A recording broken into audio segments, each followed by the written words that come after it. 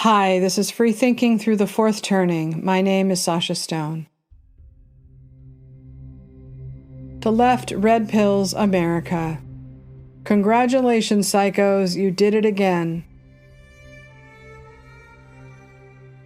The death of Charlie Kirk and the reaction to it have shaken millions of Americans, at least those who managed to hold on to their humanity in the past 10 years. Even if the prominent Democrats in the party tried to project a uniform message of decency, to condemn the violence and offer condolences to the family, it was increasingly evident that they were no longer in control of their own party. Not even President Barack Obama himself could set the tone for these people, so consumed with hatred are they. Maybe they thought selling fear for 10 years and calling Trump and his supporters an existential threat was a good idea because it would motivate their voters to the polls.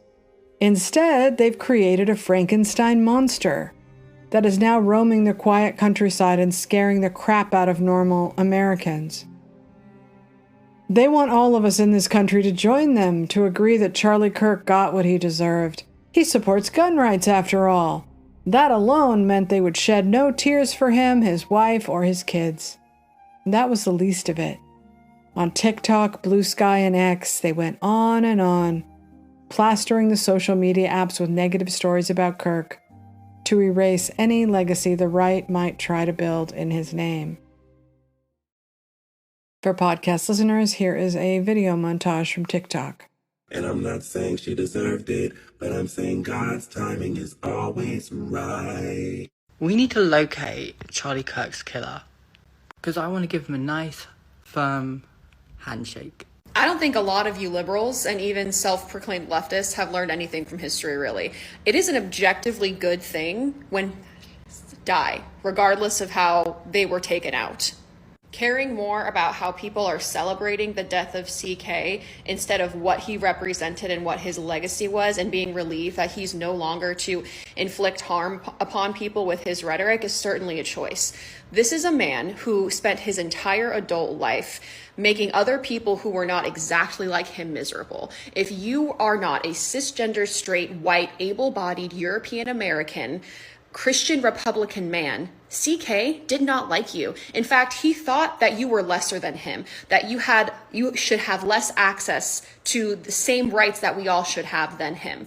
This is a man who said that if his 9 or 10-year-old child was R-worded, he would force her to carry that baby, that pregnancy, to full term. That man was morally bankrupt. So you're not going to try to moralize my relief that he is gone from this world when he made paycheck after paycheck off of the dehumanization of so many individuals who are not. Right now, you want to know why I'm so fucking stoked? Go ahead and Google Charlie Kirk.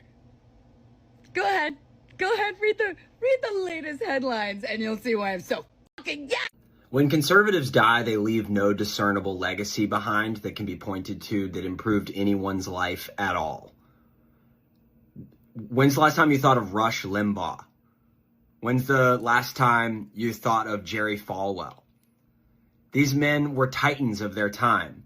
They spewed hate into the world relentlessly. The last thing Charlie Kirk said on Earth was gang violence. He was stoking racial hatred. If you look at what he tweeted in the last 24 hours, it's all about trying to get people to hate black people. Right? This is what he spent his time on Earth doing. Nobody deserves to be shot because of their political beliefs. And maybe they thought the rest of America would agree that they should close off their hearts and separate themselves from their empathy to serve the greater political cause that has taken the place of just about everything else in their lives. But they miscalculated how normal people view violent death, especially political assassinations.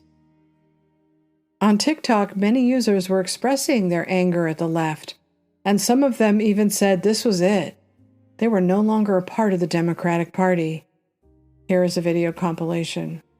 Finally, when it comes to the death of somebody, it's like, it doesn't matter who they are. It doesn't matter what they think. Nobody deserves that. I can see if you just heard about it, but you saw it on camera and you still saying you ain't sad about it. that's like your humanity is now lost. Like politics is making like some of them crazy, and that's why I was just like, oh, y'all are drinking Kool-Aid right now, and I'm not gonna drink that. Like, I'm gonna just walk off. And that's one of the reasons why, and it's the nail in the coffin, because if you are so politicked out that you cannot cry when somebody unalive, you're not as moral as you think you are. Sorry. As a lifelong Blue voter, I don't have anything else to add to this Charlie Kirk assassination horror story. What I do have to communicate is a sense of just like complete despair and horror and shame for my own political party. I have posted political content interspersed with my regular content for 10, 15, 20 years at this point. And I've never, not once, worried about being a target from violence on the left. I've barely worried about it on the right, you know, like, but the way that left-wing terrorism is blooming and the way that people on the left are accepting it, supporting it, being callous, heartless. Oh, anyways, what are you guys having for dinner? Oh, thoughts and prayers. He died for what he loved. It's disgusting. And to realize that it's just so hypocritical. Oh, gun reform this, gun reform that. But if we don't like them, pew, pew. Right-wing terrorism this, fascism that. But if we don't like them, pew, pew. Again, it's the reaction from the left being like, whatever. I have a pit in my stomach about how low we have sunk. I'm having a very strong reaction to the Charlie Kirk thing, which is strange. I mean, it's not strange, but I hated him. Like, his videos would pop up and I would see red. I despised his beliefs. But I think it makes me feel even more hopeless seeing the people that I do agree with who have the same beliefs as me laughing about it and celebrating it.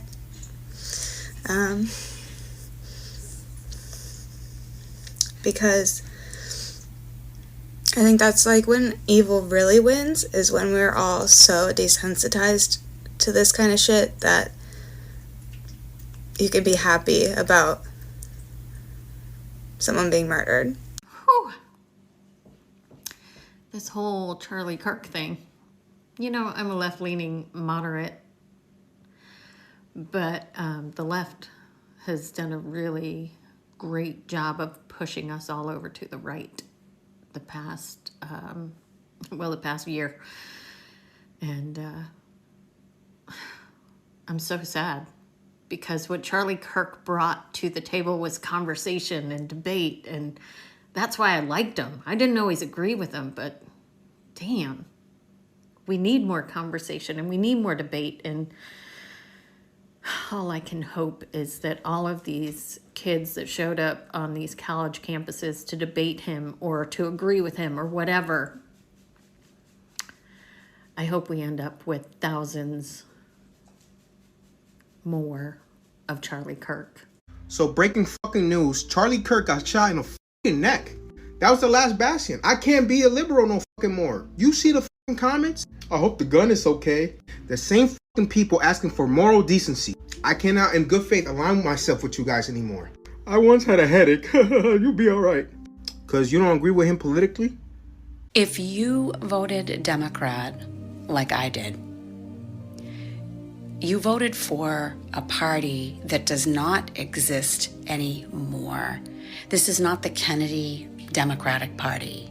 This is not the party of people that want to give back to their community, that they believe in kindness for everybody, equality, and acceptance. None of these things exist anymore in the Democratic Party.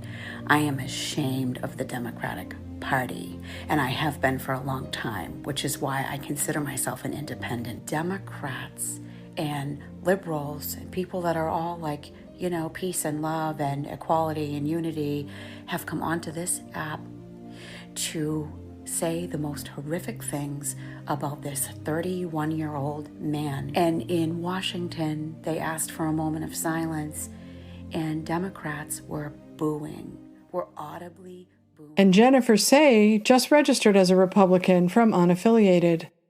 Podcast listeners, a tweet from Jennifer Say.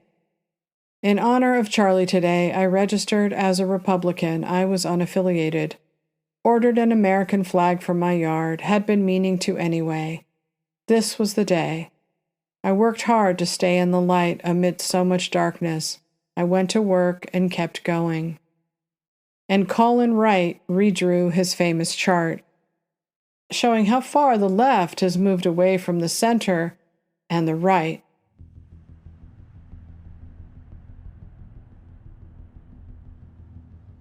This is the last thing the Democrats needed. All they have left is Zorhan Mamdani and Gavin Newsom's meme factory of would-be Nepo babies of the Lincoln Project. They have no vision, no hope, no policies, no fixes, no solutions, nothing. All they have is this, their hatred of anyone who doesn't conform and comply. Their approval rating has never been lower. Registrations are down by the millions. They're losing the support of Gen Z. They have no plan to bring voters in, except to draw more militant fanatics. And now they've once again exposed how lacking in any common decency they have become. Congratulations, Democrats. Oops, you did it again. For podcast listeners, a collage of tweets from X. I'm unfollowing anyone sympathizing with that man even a little bit. Right-wingers have moved on from fake demands to tone down the violent rhetoric to fantasizing brazenly about murdering left figures. He had wife and kids. Well, Hitler had a wife too, so apparently if it was around 1945, we would have likely had a timeline full of sympathy for him. The idea that black people would pray for a racist is insanity. I mourn for his kids. I do not mourn for him. All I'm going to say is the universe gives you what you put out. Charlie Kirk is the reason Charlie Kirk got shot. And from the New York Post, blue sky posters threatened Trump, Elon Musk, Ben Shapiro immediately after Charlie Kirk's assassination. They're an army of Lord of the Flies whose parents coddled them and raised them to believe all their finger paintings were masterpieces, that their traumas defined them and were gentle parented. And when that didn't work, they were drugged into perfection. They don't seem to understand that no one deserves to die just for having a different opinion. And when one person's death means nothing to you, and all you can do is make a video where you calmly recite the reasons you don't care and why no one else should care, what is left of you? Podcast listeners, a young woman on TikTok.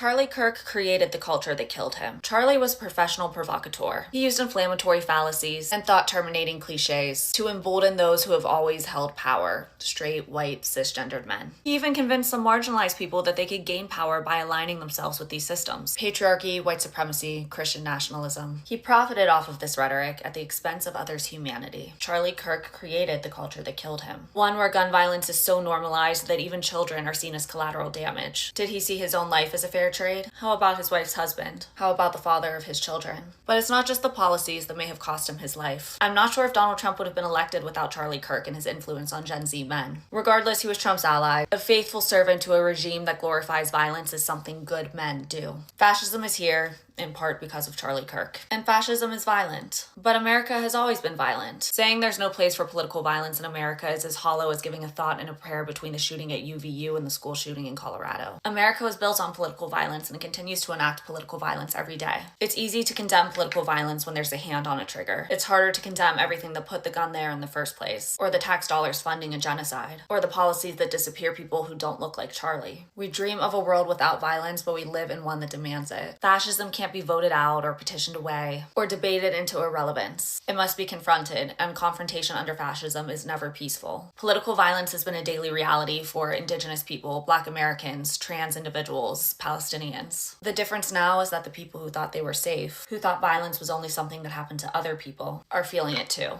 This is the cost of the culture that Charlie Kirk built. This is what happens when a nation worships guns and is taught to fear each other more than they fear power. Political violence has always been here. It's just now everybody is going to feel it. They sound like modern versions of the Stepford Wives, who say exactly what they're supposed to say, repeating it almost word for word like robots. Here is another. Charlie Kirk didn't deserve this. He said a few deaths a year are worth it if it meant preserving our God-given right to bear arms. He actively fought against women's rights. He's openly Islamophobic, and he spreads anti-trans rhetoric. He supported the ethnic cleansing in Gaza, and he said the Civil Rights Act was a mistake. He called vaccine requirements a medical apartheid and said that empathy is a made-up word. How many children, teens, and adults have died by suicide because of his rhetoric? How many school shootings did he excuse this year? How many women died because they couldn't get access to safe abortions? How many hate crimes happened because of him? Spare me the empathy because he didn't believe in it either. And let's be clear, the only people I have sympathy for are his kids, not his wife. She chose him. She stood by him, she supported him, and she co-signed everything he said and did. She laid in bed with that man knowing exactly who he was. The only people I will feel sorry for are his children. They didn't choose this, and now they have to grow up with the weight of his legacy. Someone said that his daughters didn't deserve to grow up without a dad. Well, they had a dad, and he openly said he would force his daughters to give birth if they were raped. I think they're actually better off without him.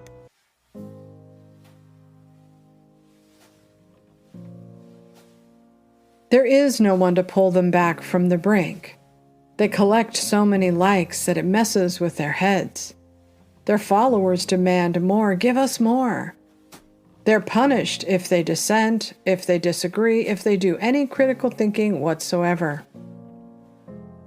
Anyone who uses TikTok and any social media app knows that it's dominated by the left. We built it, after all, oh so long ago. Even the Democrats themselves are under the control of the fanatics in their party, which is why they all felt emboldened to boo Charlie Kirk's name when they called for a moment of silence. Even if they didn't agree with it, why would they want to show the public just how petty they are? What purpose did the gentlelady from Colorado rise? Shh.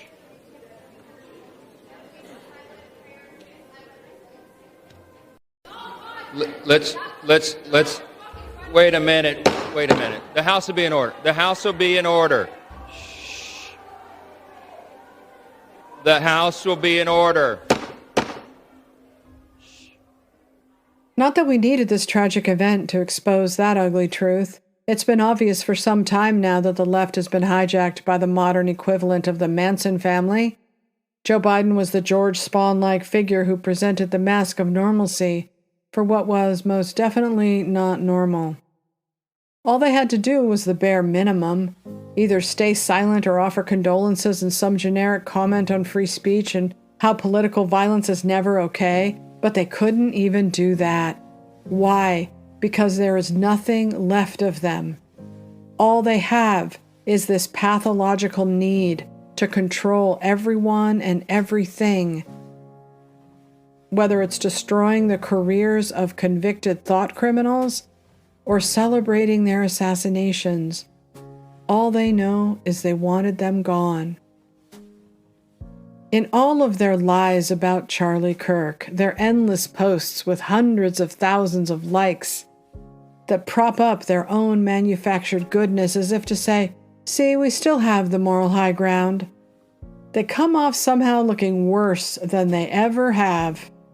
Charlie Kirk was a nice guy. They're celebrating his death because they didn't know that. And they didn't know that because no one would tell them. Not their own social media feeds, not the legacy media. And when Ezra Klein tried to tell them with a New York Times op-ed, called Charlie Kirk was practicing politics the right way, they began attacking him too, because of course they did. For podcast listeners, a tweet by Matt Granger, quote, I had my differences with the head of Trump's Hitler Youth, but we both wanted the same thing, to make America great again. The dehumanization is a feature, not a bug. Here is Benny Johnson and Chris Cuomo. I don't really care how we got here so much. There is a lot of blame to go around. I do not see you guys as victims. You give as good as you get. There is a lot of anger. There is a lot of exaggeration. It is all hate for profit on the fringe of this battling binary political system. My question is, now what? Charlie Kirk has never advocated violence ever. Charlie Kirk was only I'm not saying he did. a nonviolent, peaceful debater. He went into places where he knew he was hated in order to engage. I agree. Kindly I and agree humanly that with people. he was not so about for you violence. to say that I it's get the it. same thing, Oh, hold on. It's not, Chris. Hold on. I'm not talking about it with Charlie. Benny, don't play games with me. I'm giving you latitude because you deserve it, because this was your friend, and this is scary, and it hurts, and it could have just as easily been you. The dehumanization is wrong. It's wrong. And there's no question. But Benny, you'll never be able to chew me out, Chris, because I'll never dehumanize. Benny, if I hear that Joe Biden gets a terminal cancer diagnosis, I'll say a prayer for him. I'll say that I hope he lives the rest of his days painless. That's exactly what I said, and every person that I know and respect, and I know them all in my ecosystem, said the same thing. Not a single one of us celebrated. Not a single one of us celebrated Joe Biden's terminal cancer diagnosis. Now, I can show you a endless series of TikToks and celebration posts and T-shirts made celebrating this travesty. There is a fundamental difference of those who glorify death on the left, and it is demonic, it's sick, and it's dark, and it needs to be. All right, but it needs to be disavowed. Benny, I hear you. The left so badly wants this to be a both sides issue, but it isn't. The right mourned the death of Congresswoman Melissa Hortman. They did not blanket X or Blue Sky or any other social media site smearing her. For podcast listeners, a tweet from Political Polls, 77% of Republicans believe it is always unacceptable to feel joy at the death of someone they oppose, while only 38% of Democrats share this view. From YouGov. They would not have posted something like this on the right. For podcast listeners, a tweet from Beth Ayers. I just know if Hitler would have died in 2025, y'all would pull the I'm not a Nazi and I didn't agree with his views, but he was a human being. Y'all are sick. Rest in piss, Charlie Kirk. But until the people with the real power on the left condemn them, nothing will change. They can make any false reality they want. They can tell themselves any lies they want. But we've now seen in how they've responded to something that would shake any normal person out of their partisan stupor. Could cost them, not just for the midterms, but for 2028 and beyond. They think they have the narrative well in hand, because the media is so supportive of everything they do. But every once in a while, they go too far, and they end up red-pilling Americans, who shrink back in horror at who and what they've become, and want no part of it. I'm not saying the left killed Charlie Kirk. Maybe someone on the left did. Maybe they didn't. It doesn't really matter because they've shown their true colors in this perilous moment in our history. It's like that scene in The Dead Zone when Martin Sheen picks up the baby to protect himself. There is no unseeing that. I want to thank all of you from the bottom of my heart for the tremendous support you've given this campaign. You've made this campaign the most talked about, the most exciting, the most important campaign in the history of this great state. And I've come here personally to thank you for that. They might think the silencing of Charlie Kirk will cripple the MAGA movement and everything he's done to build Turning Point USA and mobilize the young. But because of his death, MAGA will be more energized, not less, more motivated, not less, more determined than ever to save America from this madness. And they must, because they're our only hope. Charlie Kirk has left a legacy, whether they realize it or not. It isn't just how psychotic they've become, and how so many of us have fled, but it's all of those young people he inspired who adored him. Podcast listeners of TikTok. My high school kids talked about Charlie Kirk all morning. Positive conversations about Charlie Kirk all morning. They're impacted. They're mad. But passionate, compassion all morning. These kids are smart. These kids are smart. He touched them. They knew who he was. He made an impact on their lives. They talked about his debates. They talked about his topics. Smart kids. This impacted them. These high school kids, they know. They know. They will remember the assassination of Charlie Kirk. It will shape their youth the way the killing of Martin Luther King Jr., RFK, and JFK shaped generations before. They will know that he was killed to silence him. And they will remember how the left reacted to his death. And they will grow up knowing that it was wrong. Most of all, they will know that he built a movement that would ultimately defeat the most powerful political machine in American history. And if he can do it, so can they. Thank you for listening to my podcast, sashastone.com. And rest in peace, Charlie Kirk. And peace and love, and God bless his wife Erica and their 2 beautiful children. And remember, to thine own self be true.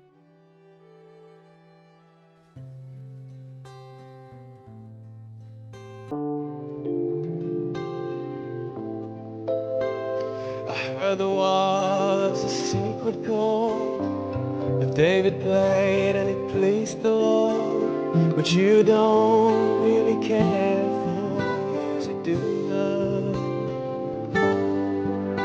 Well, it goes like this: the fourth, the minor fall, the major lift, the baffled king composing hallelujah.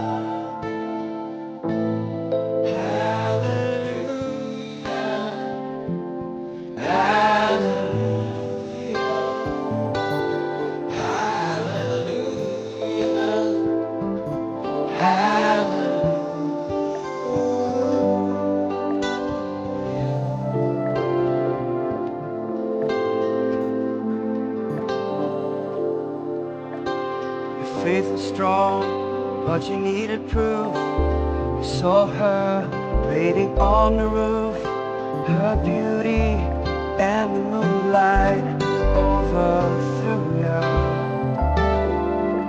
She tied you to the kitchen chair, she broke your throat, she cut your hair, and from your lips she drew the hallelujah.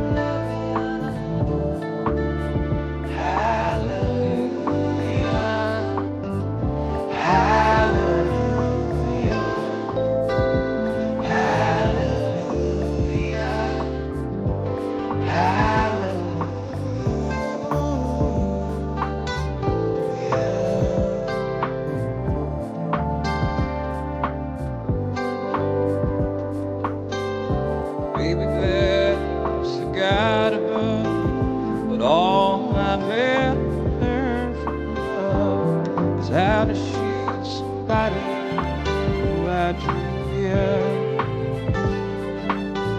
It's not a cry that you hear at night, it's not somebody who's seen the light, it's a cold and it's a broken